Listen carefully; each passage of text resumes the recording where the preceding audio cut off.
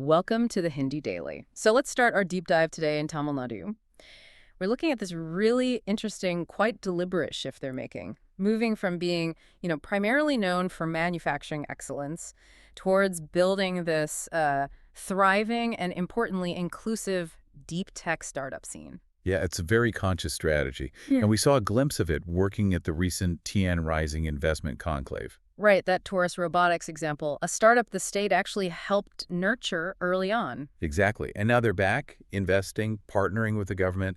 It's kind of come full circle. It shows this isn't just happening by chance. No, definitely not accidental.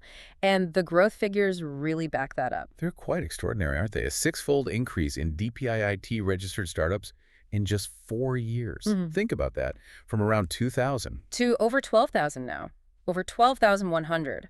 And what really stands out is that half of those, 50%, are women-led. That's a huge number. And it's getting noticed nationally, too. Tamil Nadu is now ranked as a best performer in the DPIT State Startup Ranking for 2022. Which is a massive jump, considering they were just an emerging state back in 2018.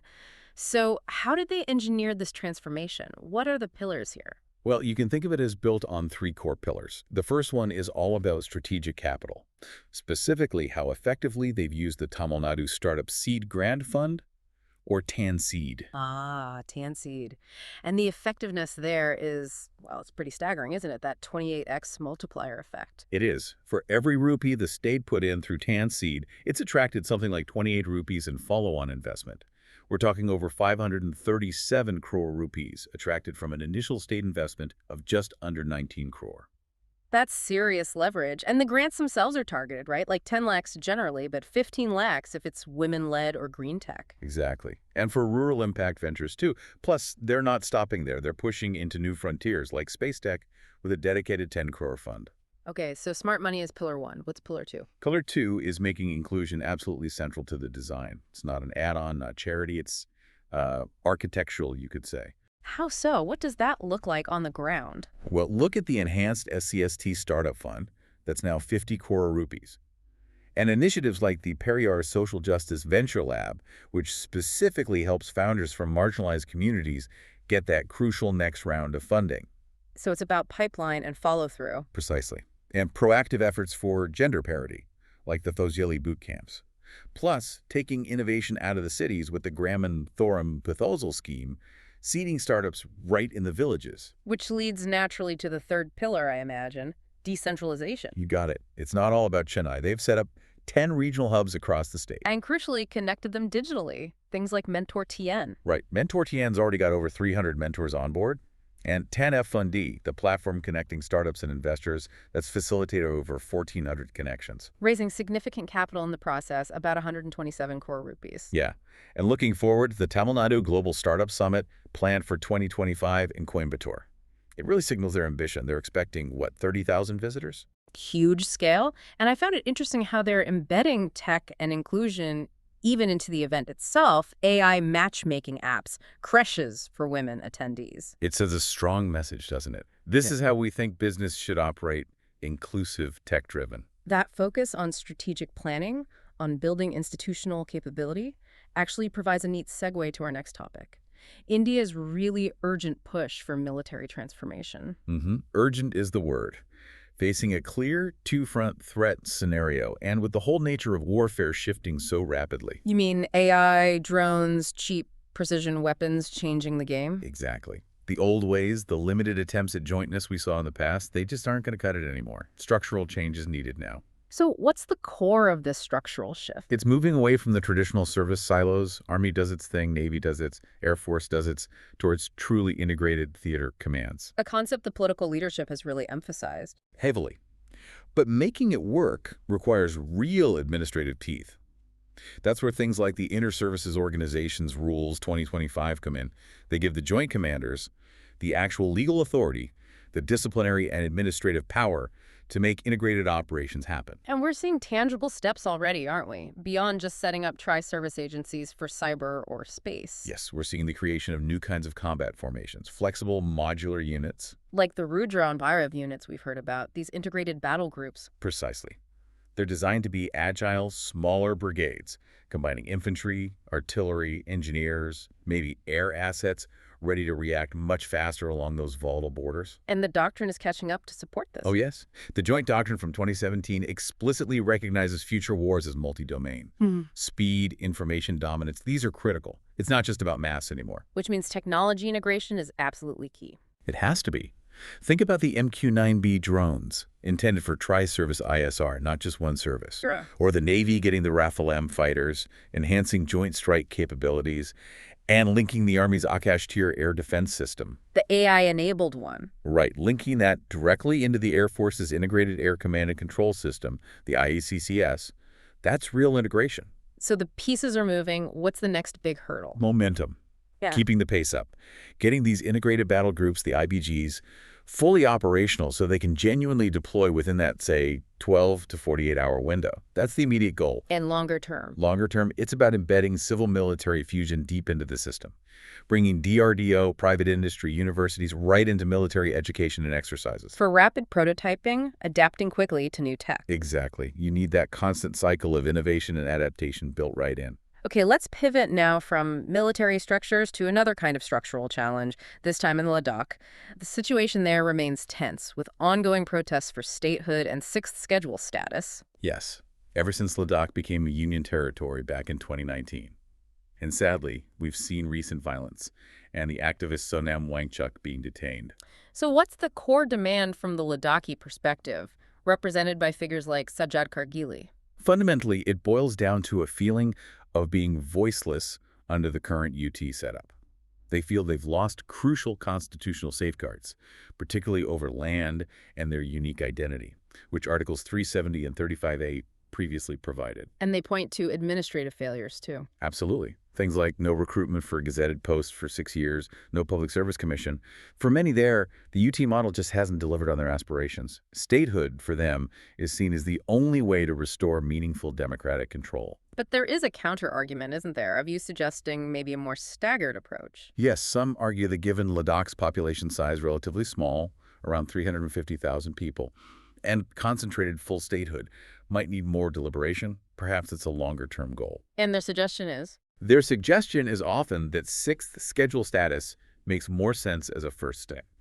It would offer strong constitutional protection for tribal rights, land rights, and give the local council significant financial autonomy. The central government, the MHA, has highlighted some measures taken, like reservations. Right. They point to things like increased ST reservations, women's reservation in councils, language protection measures, but these seem to be mainly through executive orders. And that's the sticking point, isn't it? The trust issue. Precisely. Groups like the Lay Apex Body, the Cargill Democratic Alliance, they just don't see executive orders as sufficient. They can be changed or revoked too easily. They want constitutional guarantees. Exactly. They want that permanence. Yeah. And they feel democracy isn't really functioning properly now. They point to instances where the Lieutenant Governor's administration seems to bypass or ignore the elected Hill councils. And the budget allocation reinforces that feeling. Well, when the Hill councils reportedly get less than 10% of the total UT budget, maybe 600 crore out of 6,000 crore to manage local development, it fuels that perception of being marginalized, of not having real power. That's really driving the movement. Okay, let's shift from governance issues to a growing environmental and public health crisis. India's toxic e-waste problem. Yeah, this is a huge one. E-waste is now India's fastest growing solid waste stream. It's a direct consequence of our digital transformation, really. And the scale is just alarming. We're talking about being the third largest generator globally. That's right. Projected to hit 2.2 million tons in 2025. That's a 150% surge. And what makes it even more dangerous is where most of it ends up. Not in formal recycling plants. Well, some does, but estimates suggest over half, maybe much more, is handled by the informal sector. In places like Selampur and Delhi, these densely packed urban areas. Using really crude methods, right? Open burning, acid baths. Exactly. Highly dangerous methods that release a cocktail of over 1,000 toxic substances. We're talking heavy metals, lead, mercury, cadmium, and persistent organic pollutants, POPs, like dioxins and furans. And the air quality impact is measurable. Oh, drastically. Studies in these hotspots show PM2.5 levels, those really fine, dangerous particles, routinely over 12 times the WHO safety limit. It's incredibly hazardous just to breathe there. So what does this constant exposure do to people's health? The human cost must be devastating. It is. You see extremely high rates of respiratory illnesses, Chronic bronchitis, asthma studies show prevalence rates of 76 to 80% among informal e-waste workers in India. That's staggering. And it's not just the lungs, is it? The neurological damage. That's particularly horrifying, Yeah. especially for children living and working in these areas. Lead exposure, even at low levels, causes irreversible cognitive impairment, reduced IQ. The WHO estimates millions of children globally are exposed through this kind of work. And these health problems don't exist in a vacuum. They intersect with other issues. Precisely. It creates what public health experts call a syndemic environment. The toxic exposure combines with poverty, malnutrition, poor sanitation, all these pre-existing vulnerabilities, and they amplify each other, leading to much worse health outcomes, especially for the urban poor. We do have regulations, the e-waste rules from 2022. Yes, including extended producer responsibility, EPR, registration requirements. But the implementation, the enforcement on the ground is clearly weak. Less than half the generated e-waste is even officially accounted for or processed formally. So what's the way forward? How do we tackle this? It has to be multi-pronged. First, find ways to formalize the informal sector, provide training, proper safety gear, skill certification, integrate them safely. Second, drastically strengthen enforcement, maybe using digital tracking systems for waste.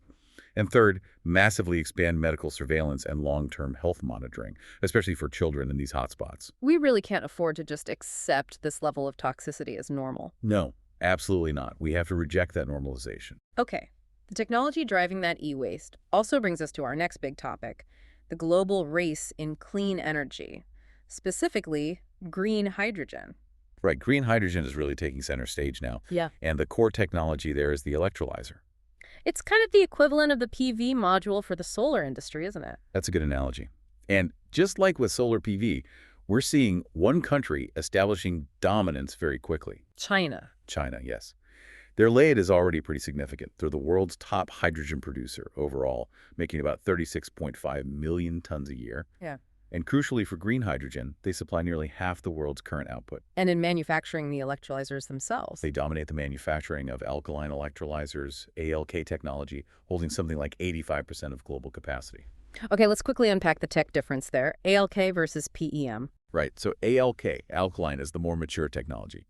It's generally cheaper, uses readily available materials like nickel and steel, but its drawback is that it's less efficient when dealing with fluctuating power sources like wind or solar. It doesn't ramp up and down as quickly. Okay, like an engine that prefers a steady speed. And PM. PEM, proton exchange membrane, is more efficient, produces higher purity hydrogen, and responds better to those variable renewable inputs. But it relies on expensive and scarce precious metals, particularly iridium and platinum, which often need to be imported. And China's current dominance is built on that cheaper, mature ALK technology. Exactly. They've basically replicated their solar PV playbook. Massive state subsidies, building integrated supply chains, driving down costs relentlessly. Which gives them a huge price advantage globally. Immense. Using Chinese ALK electrolyzers can apparently cut the cost of setting up a green hydrogen project in Europe by up to 45%, and the prices are still falling fast. A standard 5 MW ALK system reportedly dropped 20% in price just in 2024. But it's not all smooth sailing for them, is it? There are challenges ahead. Definitely.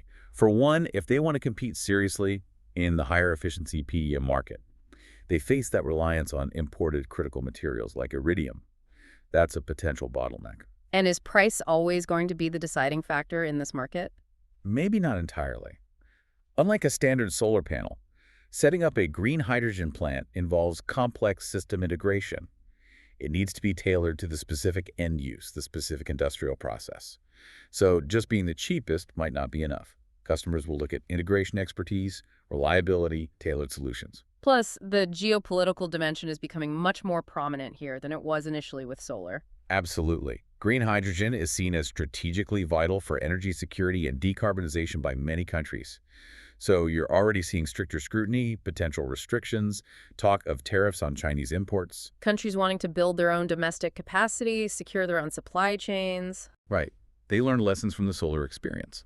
So while China has a strong lead now, especially in ALK, their path to global dominance in the overall green hydrogen economy might face more resistance this time around. Okay, let's bring our focus back home now to a specific political controversy unfolding in Odisha.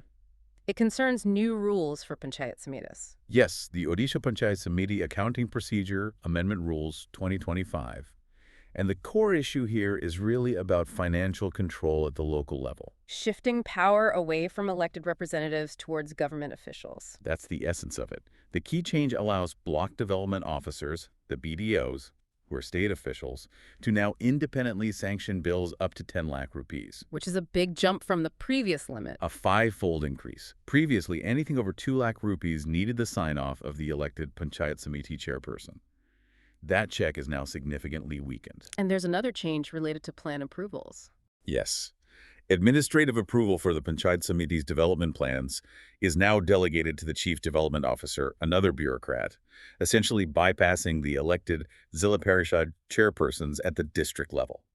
So this has inevitably sparked a political fight. The BJD, the main opposition party in Odisha now. Right. They're alleging this is a deliberate move, a conspiracy even, by the new BJP state government to undermine their influence at the grassroots. Because BJD-backed candidates did very well in the last rural polls in 2022. Exactly. They swept those polls. So the BJD's argument is that the BJP government, controlling the state bureaucracy, is using these rule changes to push through development projects and spending without needing the cooperation or approval of the local elected PRI members, many of whom are still aligned with the BJD. It's a classic power struggle between political control and administrative levers. It is. And the BJD frames it also as an attack on their legacy. They argue they spent years strengthening Panchayati Raj institutions, PRIs, for instance, by bringing in 50% reservation for women. And they're claiming budget cuts are part of this pattern, too. Yes, they're citing specific examples, claiming allocations for flagship development schemes at the Panchayat level have been slashed dramatically from maybe 50 lakhs down to just 7 or 8 lakhs per Panchayat in some cases. They argue this further disempowers the elected local bodies. So a real tussle over local governance and financial autonomy there. Let's move now to a threat that affects almost everyone in the digital age. India's escalating cybercrime crisis. Yes, and what's really crucial for people to grasp is that today's cyber fraud often isn't about super complex technical hacking. It's more about psychology, social engineering. Exactly. It's about manipulating fear, creating artificial urgency, exploiting trust. The criminals are masters of psychological pressure. And they target specific groups. Very much so. Vulnerable populations are prime targets. The elderly, who might have significant savings but be less tech-savvy. People in rural areas perhaps less familiar with online scams. Individuals desperately seeking jobs or loans. And we're seeing increasingly sophisticated scams like this digital arrest trend. That one is particularly alarming. Criminal syndicates impersonate government agencies, police, CBI, ED, you name it. They use continuous calls, fake arrest warrants, fabricated evidence. To basically psychologically trap the victim. Precisely. They keep them on the line, often for hours, building intense fear and pressure until the victim feels they have no choice but to transfer huge sums of money to resolve the fake case. And the financial consequences can be devastating. We hear stories like the retired banker losing 23 crore rupees. Horrific losses. Yeah. And the contrast is stark. When victims report immediately, sometimes funds can be recovered, like that case where 14 lakhs were saved due to swift action within hours. So where's the system failing? Why is it so hard to stop or recover the money? There seems to be a level of institutional negligence, frankly. Customer data is clearly circulating somehow, enabling targeted attacks. And the banking system seems unable or unwilling to effectively police mule accounts. These accounts set up just to receive and quickly move fraudulent funds, often with fake ID, fake KYC. Exactly. They thrive. And think about the transaction patterns the banks seem to ignore. Huge, multi-core debits happening rapidly from an account that doesn't trigger red flags. Yet a small, unusual credit card spend gets an instant verification call or SMS. That disconnect is puzzling. It really is. And once the money hits that first mule account, it's rapidly transferred through multiple accounts, often across smaller banks or fintech platforms, making it virtually impossible to trace and recover, especially if that critical first 24-hour window is missed. So if the problem is systemic and exploits gaps in monitoring, can technology offer a better solution? AI, perhaps? It absolutely has to be part of the solution. We need a shift to proactive protection.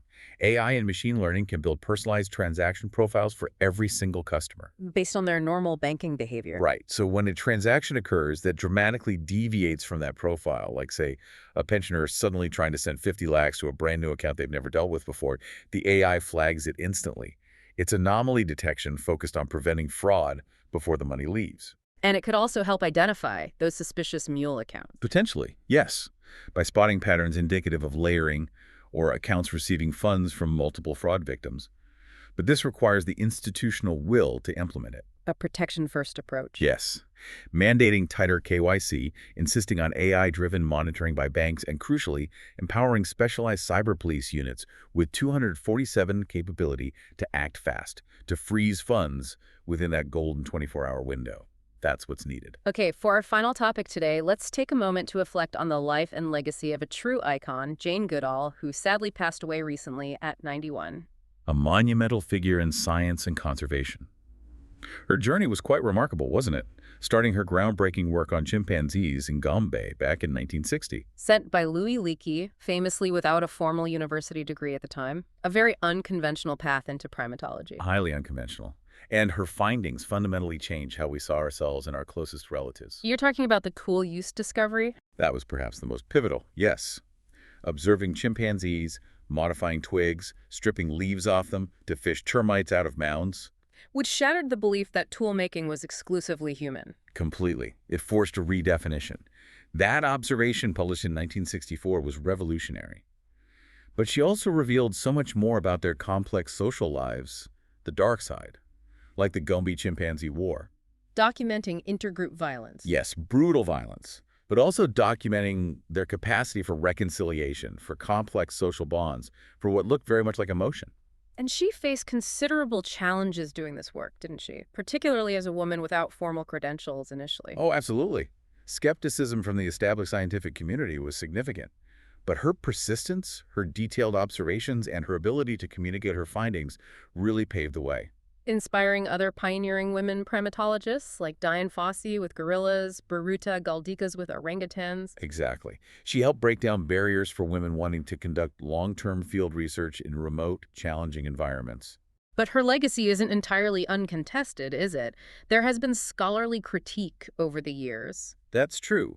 The main criticism centered on anthropomorphism, attributing human-like thoughts and emotions to the chimps, naming them, like David Graybeard or Flo, instead of assigning them numbers, which was the standard scientific practice. Critics felt she blurred the line between objective observation and perhaps emotional interpretation. Yes, and later, between science and activism. As she became a powerful global advocate for conservation and animal welfare, some academics felt she was straying too far from purely scientific detachment. It highlights that inherent tension in field biology, perhaps, between rigorous data collection and the empathy that often drives conservation efforts. It does. Her approach, while criticized by some for lacking traditional rigor in certain aspects, was undeniably powerful in connecting the public emotionally to the plight of chimpanzees in the natural world. Her legacy forces us to think about those boundaries in science, the role of advocacy, and the different ways we can understand and relate to other species. It's a complex but incredibly impactful legacy. Thank you for listening. If you want to provide suggestions, please contact on the Twitter handle given in the episode description. As always, we are eager to hear what our listeners want to be informed about. We wish you a great day.